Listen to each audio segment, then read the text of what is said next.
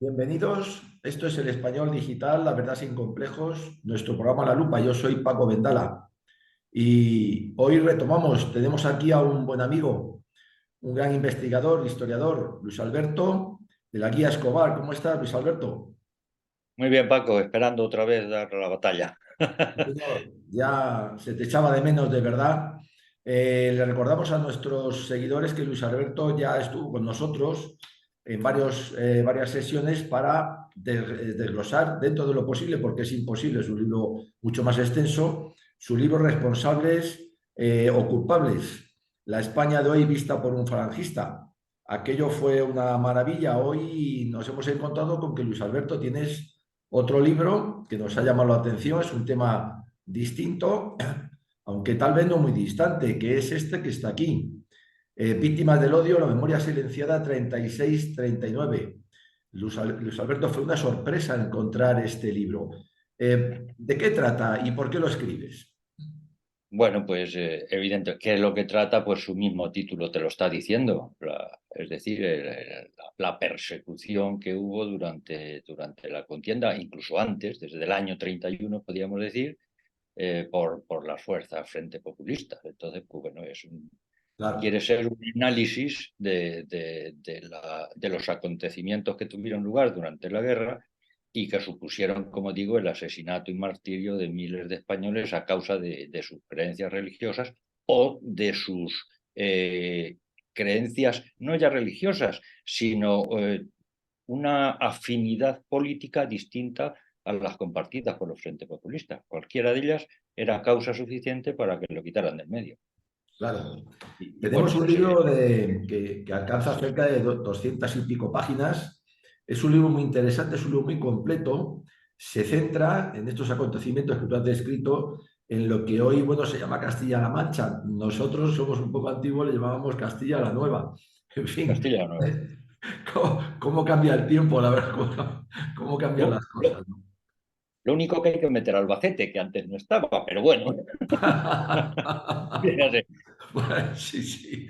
Bueno, es No, una, yo prefiero aquello de Castilla la Nueva, pero Yo, bueno, yo también, porque además fui con lo que aprendí, crecí, y además evidente. me gusta muchísimo porque, bueno, es una región maravillosa, es una región muy extensa, yo creo que es de las más extensas de España y además es una región muy interesante. Perdón, Alberto, tenemos la garganta hoy un poco fastidiada.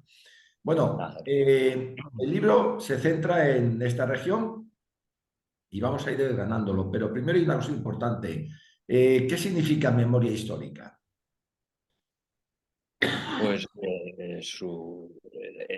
el nombre de memoria histórica está claro, todo viene en alusión y esa es la causa fundamental de escribir el libro, porque yo siempre había tenido la intención de investigar acerca de la represión frente populista durante la guerra civil y en concreto más centrándome en la parte de Castilla por razones obvias, y es porque yo tengo mi domicilio en Ciudad Real, entonces tengo mucha más información, no ya por la que pueda sacar de la causa general o de los textos de historiadores, sino porque me facilita mucho más el poder tener entrevistas incluso con personas que vivieron la época. Claro. Y es lo que siempre he querido hacer. Lo que pasa es que, claro, la aparición de la fatal memoria histórica esta de la ley, pues es lo que ha acelerado el proceso porque yo me veía en la obligación de escribir un libro y de aportar en lo que de mí dependiera que se fuera difundiendo esta falacia que no hace otra cosa sino tergiversar la historia y dar una visión totalmente distinta de lo que en realidad sucedió. Claro, Entonces, pues, por eso lo puse. Y el título, pues, lo dice claro, la memoria silenciada, es decir, todo aquello que tratan de ocultar o tergiversar y que tiene que salir a la luz. De ahí el nombre, el título del libro, La memoria claro. silenciada. Sí, señor, porque hay una cosa muy clara. Contra la desmemoria antihistórica, como bien has Mm. resumido tú, lo mejor es la verdad documentada, ¿verdad, Luis Alberto? Efectivamente, efectivamente. y qué mejor, yo lo que he hecho para escribir el libro, abordar el estudio que he hecho y tal, ha estado basado fundamentalmente en la causa general. Pero no solamente en la causa general, sino yo qué sé, pues en otros en libros de otros historiadores no sujetos a la actual visión que se tiene de España, Claro. y Eh, por los frentes populistas, claro, no pueden dar el brazo a torcer y tienen que seguir esa línea.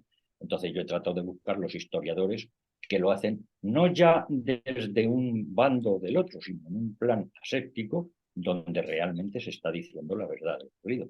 Y claro, aparte de eso, pues he tenido la posibilidad de hablar con algunos, como decía antes, a algunas personas que vivieron la época o incluso si ellos habían muerto, hijos de ellos, en fin, que me daban alguna serie de datos que por otra parte era imposible de localizar, ¿no? Pero bueno, que sirven para facilitar el estudio del libro en sí. muy Además bien. es que es curioso porque es que yo cuando hice el libro, cuando lo publicaron, lo que es la portada, insistí mucho en que le pusieran esta que tenemos. ¿Por qué? Sí, Pues porque creo que agrupa todo lo que fue aquella época. Es decir, el fondo que es la quema de conventos y al mismo tiempo los tres focos de la persecución, digamos. Está ahí el Cristo, que es la persecución a la Iglesia, y los caídos, un sacerdote, falangistas y personas de orden. Y abajo, recubriendo todo, pues una fotografía de un famoso batallón aquí en mi zona, que era el batallón Mancha Roja, que por donde pasaba era como Atila, por donde pasaba no crecía la hierba, o sea, era lo más, ahí lo vemos en la fotografía, ahí los tienen, que se dedicaban, pues eso, a ir de pueblo en pueblo, se cargaban al que pillaban, paseaban lo que podían, en fin, sacaban a los cadáveres, un perfecto. Pero es que en realidad es un reflejo de lo que estaba ocurriendo en toda España. claro, claro. Luis Alberto, yo este primer capítulo me gustaría haber en el anterior visión de tu anterior libro, en un momento dado hiciste una magnífica, yo creo de las mejores que he visto, que he oído y que he leído después también, porque la publicamos también en escrito, alegato contra la memoria histórica. De verdad que es de lo mejor. Yo en este primer capítulo de presentación de tu libro, de presentación de esta serie, me gustaría que repitieras, si lo tienes actualizado mejor, ese Sí, alegato. Porque ya en los siguientes podemos entrar en tu libro. Tu libro trata, cada capítulo se dedica a una de las provincias de esta región, de Castilla-La Nueva, y vamos a tener tiempo de sobra para dedicarle un capítulo a cada una de estas provincias. Pero yo en este primero, de verdad, me gustaría volver a escuchar ese maravilloso, magnífico, verdadero, real, y además es crudo como el mismo alegato contra esa desmemoria antihistórica. Si lo tienes, yo te doy paso, me callo, tú eres el protagonista y adelante, Luis Alberto. sí, como quieras, no tengo ningún inconveniente. Muy bien. Bueno, pues vuelvo a repetir otra vez, está un pelín cambiado, pero bueno, digamos, viene a ser lo mismo, incluso con las mismas palabras. Cuando uno se percata de cómo se pretende escribir la historia, no tiene por menos que recordar aquella célebre frase de Enrique Jardiel Poncela, cuando jocosamente aseguraba: la historia es la mentira encuadernada. Y es que existen dos clases de historiadores: los fedatarios de la verdad histórica y quienes la deforman y falsean a su antojo al servicio de un interés pactado. Con la aprobación de la Ley de Memoria Democrática, deja de existir la verdad histórica como categoría permanente de conocimiento para convertirse en decisiones de voluntad que reescriben a su antojo el curso de la historia. La nueva ley viene así a enmarcar con letras teñidas en sangre aquella célebre frase pronunciada por Cicerón: Nada es más vergonzoso que aprobar la mentira y tomarla por verdad. La ley que se nos quiere imponer, más que salida de un parlamento que se dice democrático, parece salida del despacho de un tirano liberticida que, amparándose en la democracia, tan solo pretende la incautación de la libertad de opinión y pensamiento, secuestrando la historia de España con la arrogancia chulesca del sátrapa más hostil y depravado. Pretender escribir la historia al dictado de una emoción falsaria y aparente de la realidad no puede ser el resultado decisorio de un interés mezquino y manipulador que solo obedece a los dictados de la venganza, el revanchismo y el odio.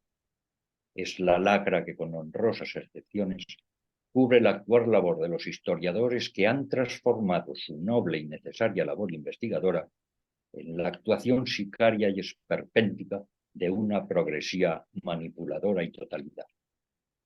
Más que en defensa de la democracia, nuestros gobernantes legislan al calor de la tiranía, esa misma tiranía a la que se refería Montesquieu al decir: no hay peor tiranía que la que se ejerce a la sombra de las leyes y bajo el calor de la justicia. Y es que ya desde su comienzo, la ley resulta una flagrante burla y un absoluto desprecio no solo a la historia, a las verdaderas víctimas y a la moral, lo que no es nada extraño viniendo de quienes viven entregados a la amoralidad, la farsa y la injusticia, los herederos de un partido político, el socialista, que ya desde su nacimiento ha basado su lucha en el crimen y el saqueo. Muy bien. Se declara el día 31 de octubre de cada año como día de recuerdo y homenaje a todas las víctimas del golpe militar, la guerra y la dictadura. Es notable que hayan por ley un día para su reconocimiento. Los mártires, los verdaderos mártires, esos que vieron truncadas sus vidas por la defensa de Dios o por mostrarse contrario a los esquemas frente populistas, tienen su recuerdo y reconocimiento durante todos los días del año, y no por la caprichosa imposición de un gobierno tirano y vengativo. Baste recordar aquí las palabras escritas en el Memorial de Santa Elena. La dignidad en la desgracia, la sumisión a la necesidad tienen también su gloria. Es la de los grandes hombres a quienes el infortunio arrastra. Durante la guerra y la dictadura, enfatiza la ley, las mujeres sufrieron humillaciones, vejaciones, violaciones, persecución, violencia o castigos por su actividad pública o política, por el mero hecho de ser mujeres o por haber sido madres, compañeras o hijas de perseguidos, represaliados o asesinados. Sin duda, la ley se está olvidando, o acaso omite conscientemente, a esas mujeres víctimas de las milicias rojas que durante la guerra no solo eran perseguidas, humilladas o violadas, sino que además se les segaba la vida con la mayor impunidad tras someterlas a cruel martirio. Incluso se alardeaba de ello. Basta echar un vistazo a los expedientes de la causa general para darse cuenta de las atrocidades que se cometieron. Pero para nuestros dirigentes frente populistas es un deber de ética y dignidad reparar y recordar la lucha por la democracia de quienes, como Emilio Sánchez Bermejo, natural de Tarancón, fue autor material de más de 600 asesinatos, entre los que se encontraban el del obispo de Cuenca, don Cruz de la Plana y Laguna, o el que junto a su cuadrilla cometieron en la persona de dos mujeres, madre e hija, en el municipio conquense de Villamayor de Santiago, con quienes después de violarlas repetidas veces y martirizarlas, llegaron incluso a practicar el canibalismo. Se lee en la causa general que a la hija, tras ser violada en presencia de su madre, llegaron a cortarle trozos de sus pechos, con los que más tarde hicieron unas tapas para comerlas en la taberna, entre vaso y vaso de vino. Y hablan del deber de ética y reparación. Como ocurriera en el pasado, hoy también los dos focos a perseguir siguen siendo la Iglesia y Falange. La profanación de los restos de Franco y José Antonio tan solo ha sido el primer eslabón para justificar sus verdaderas intenciones. hacer desaparecer la cruz del Valle de los Caídos y con ella cuanto representa los valores emanados de la fe en Cristo, que siempre formaron parte de la cultura y la idiosincrasia del pueblo español. Y es que, en palabras de José Antonio, la persecución es la réplica a la verdad irrefutable. Pero lo más lamentable a día de hoy es la connivencia y apoyo que encuentran en una iglesia incapaz de oponerse a la profanación que supone la exhumación de los restos de Francisco Franco y José Antonio Primo de Rivera del Valle de los Caídos, contraviniendo incluso los concordatos con la Santa Sede y plegándose cobardemente a los intereses del poder establecido, con la honrosa excepción de los padres benedictinos y en concreto su prior el padre Santiago Cantera, quien públicamente ha marcado la pauta de lo que siempre debió ser el proceder de la Iglesia. Es preferible una iglesia mártir que una iglesia connivente con el mal por temor a perder un bienestar temporal.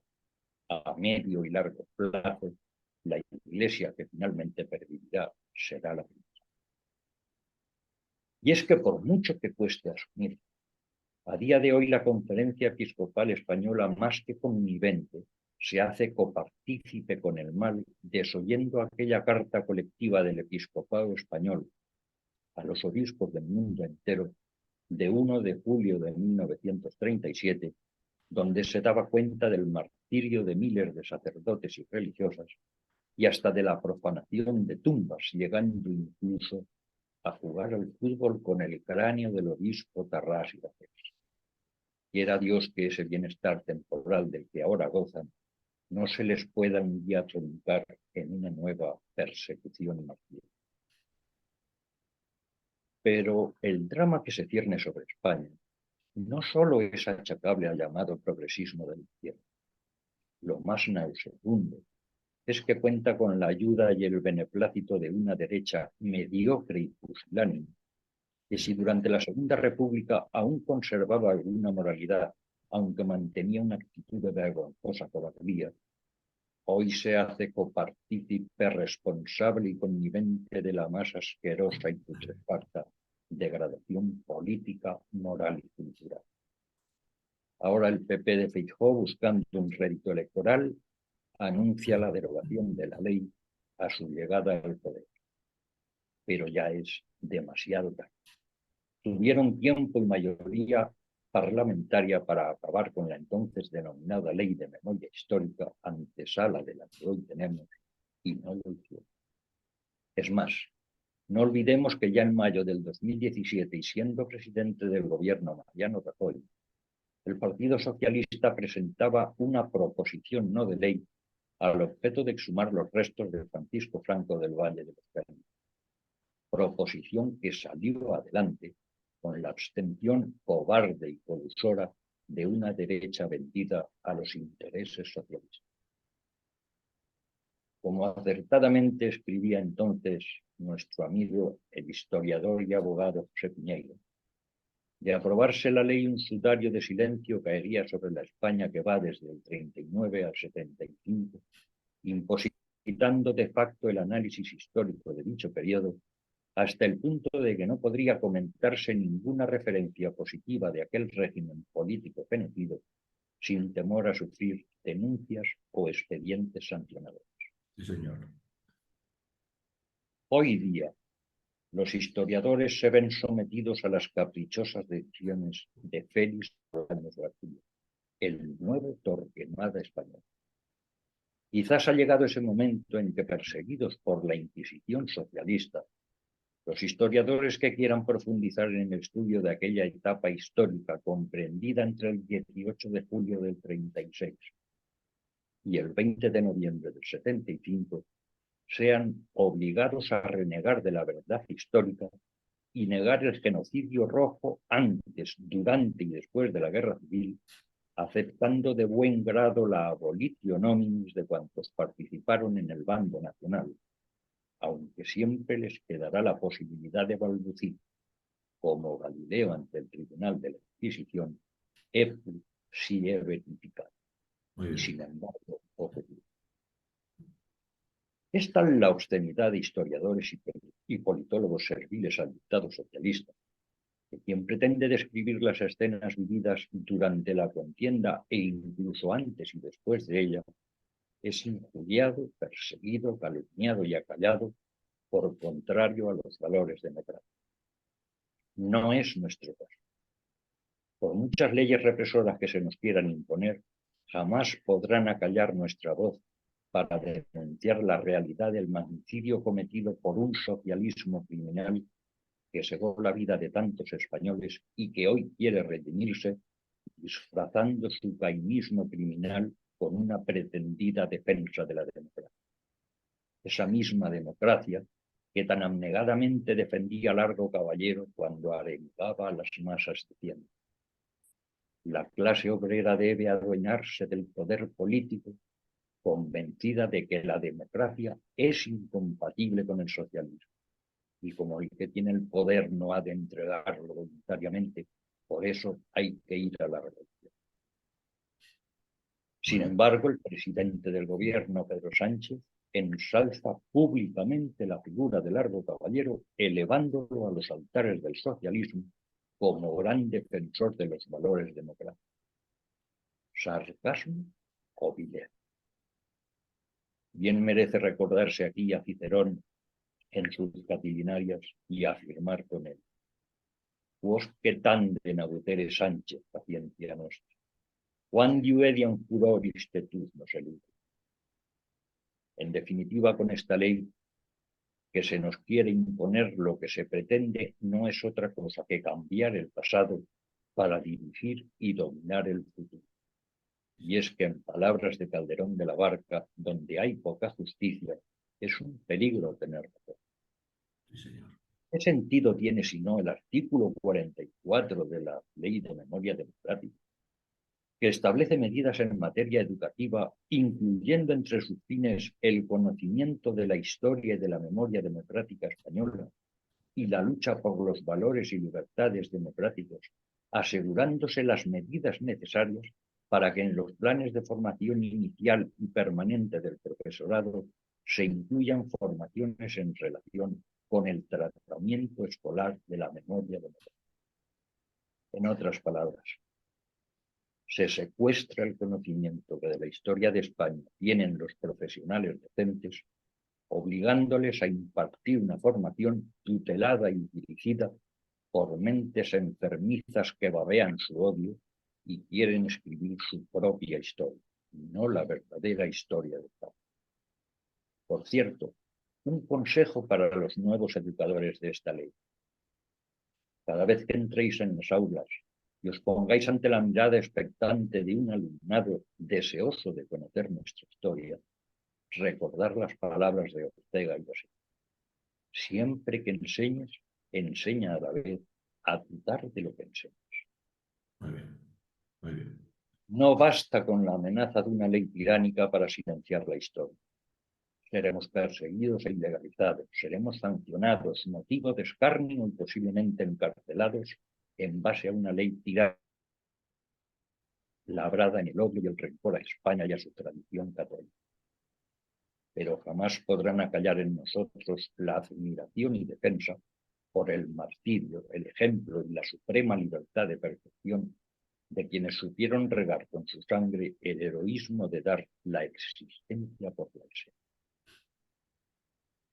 Cuando machaconamente se nos habla de la represión de la dictadura y de las torturas y vejaciones de los campos de concentración, yo desde aquí les invito a que den una visión real de las checas frente populistas, verdaderos tanatorios de muertos vivientes, de torturados y mutilados que aguardaban ese momento final que al fin les liberara de su constante sufrimiento masivo. ¿Recordáis el submarino seco, la banderilla o el badajo? ¿Y por qué no hablar del empetao, la ratonera, el collar eléctrico o la ducha fría, sin pasar por alto la argolla, el gancho, el pitón y el polo? Torturas eran el gomazo, la bañera o el quebrantahuesos. ¿Y qué decir de aquellos patios de algunas checas como la de San Elías, auténticos criaderos de cerdos, donde a las víctimas, tras hacerles varios cortes profundos en las piernas, eran lanzados al centro de la piara, donde los cerdos, al percibir el olor de la sangre, los mordían hasta comérselos vivos. O esa habitación denominada carnicería, como en la Checa de Ciudad Real, donde al interrogado se le amputaban en vivo brazos y piernas para obtener confesiones o renegar de sus convicciones. En estas checas murieron más de 10.000 personas. Ellos no merecen ser recordados. Solo sus verdugos son dignos de ser reconocidos por su defensa de la democracia. Burda satrapía de una dictadura criminal que solo aspira a ver cumplida su deleznable miseria moral. Esa misma miseria moral de la que hacía gala la que fuera alcaldesa de Madrid, Manuela Carmena, homenajeando a los criminales responsables de las checas, para quienes los valores democráticos se traducían en la venganza y el odio y misericordia. Ante esta visión neroniana de nuestra historia, uno cierra los ojos e imagina cómo fueron los momentos finales de aquellas personas que, por pensar de otra manera o por defender su fe en Dios, eran brutalmente torturados por la satisfacción vengativa de verlos. ¿Qué valores dignos de reconocimiento defendían quienes, ciegos por el rencor y el odio, violaban, apaleaban, mutilaban y mataban, convirtiendo en una orgía de placer su insaciable sed de sangre? ¿Qué debieron sentir aquellos inocentes que, tras ser bárbaramente martirizados y hasta en algunos casos mutilados, eran arrojados aún con vida al fondo de una mina, donde caían agonizantes sobre los restos putrefactos de aquellos que les habían precedido en el martirio? Bendito mil veces el ejemplo de fortaleza espiritual y santidad de quienes, como la madre Apolonia Lizárraga, general de las Carmelitas de la Caridad, imploraba a Dios y perdía por sus verdugos, mientras estos, colgándola de un gancho, aserraban salvajemente su cuerpo, aún con vida, hasta descuartizar. En ningún caso quiera verse en este comentario la pretensión de reabrir heridas pasadas, sino dar a conocer lo que realmente supuso la Segunda República y que hoy políticos e historiadores pretenden hacer olvidar e incluso criminalizar al amparo de esa damnatio memoria llamada por la progresía Ley de Memoria Democrática. Pretender comparar las ejecuciones sumarias habidas tras finalizar la contienda civil con los crímenes genocidas del Frente Populismo antes y durante la guerra es el resultado de un análisis parcial, torticero y maniqueo de la historia. El Frente Populismo persiguió, martirizó y asesinó a cuantos no comulgaban con sus ideas y no precisamente por la defensa de unos pretendidos valores democráticos que tan solo anidaban en las mentes de algunos, muy pocos, republicanos de pensamiento y en cambio, las ejecuciones sumarias de los tribunales militares al final de la contienda e incluso antes de acabar no eran sentencias arbitrarias, sino que tras demostrarse fehacientemente los delitos cometidos, los condenados eran sentenciados en base a la normativa penal reinante en el momento. El Código de Justicia Militar, la Ley de Orden Público de 1933 y el Reglamento del Servicio de Campaña de 1882. Normativa con la que podrá o no estarse de acuerdo en base a las penas aplicadas, pero lo cierto es que era la normativa vigente en ese momento. Los encausados no eran condenados por sus ideas, sino por sus actos. Por consiguiente, cuando se aborda un estudio riguroso y fidedigno de la situación española, incluso anterior al 18 de julio del 36, no cabe ni la confusión ni el engaño tutelado. ¿Acaso el gobierno presidido por Largo Caballero buscaba la defensa de la democracia? ¿O más bien se trataba de implantar definitivamente la dictadura del proletariado en un intento de convertir España en una nueva república socialista. Es el momento de manifestar no tanto un lamento, cuanto la necesidad de un llamamiento al decoro, al honor y a la honradez de cuantos defienden la verdadera memoria de España. A esta lamentable situación de injuria, amoralidad y desvergüenza nos han conducido los políticos de una y otra bancada, y aunque España está ya prácticamente perdida, siempre encontrará, al menos en nosotros, aquel velarde que el 2 de mayo de 1808 aseguraba: España está perdida, pero tú y yo vamos a morir por ella. Y aute nascondit veritatem peridit in iniquitate propria sua. Quien esconde la verdad perecerá en su propia iniquidad. Muy bien. Estupendo, maravilloso, de verdad, me ha encantado otra vez. La tenemos en la web y yo creo que es un escrito, es lo mejor para mí y de verdad que no es una cuestión de alabar sin más. Lo mejor que he podido yo leer, en este caso escuchar, en contra de la desmemoria antihistórica. Se nos acaba por desgracia el tiempo, pero tenemos sesiones preparadas. De verdad, Luis Alberto, es un placer volver a tenerte aquí. Es un placer volver a saber de ti y además, sobre todo, con este nuevo libro tuyo, que es una investigación muy profunda, totalmente veraz, documentalmente apoyada en lo que fue realmente la verdad histórica, en este caso, en la región de Castilla la Nueva, hoy Castilla-La Mancha. La veremos provincia a provincia. Tu libro lo recordaremos cada día y te damos de verdad las gracias, Luis Alberto, por tu tiempo, por tu esfuerzo y por todo esto que has hecho para que prevalezca lo que tiene que prevalecer, que es simple y llanamente la verdad. Muchas gracias, Luis Alberto. Nada, Seguimos en Paco, la siguiente sesión.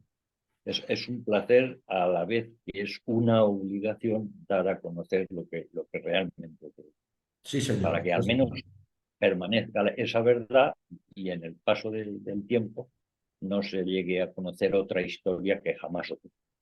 Sí, señor. Muchas gracias Sí, a señor. ti y a tus oyentes por escucharme. Muy bien. Un abrazo muy fuerte, Luis Alberto. Hasta la próxima.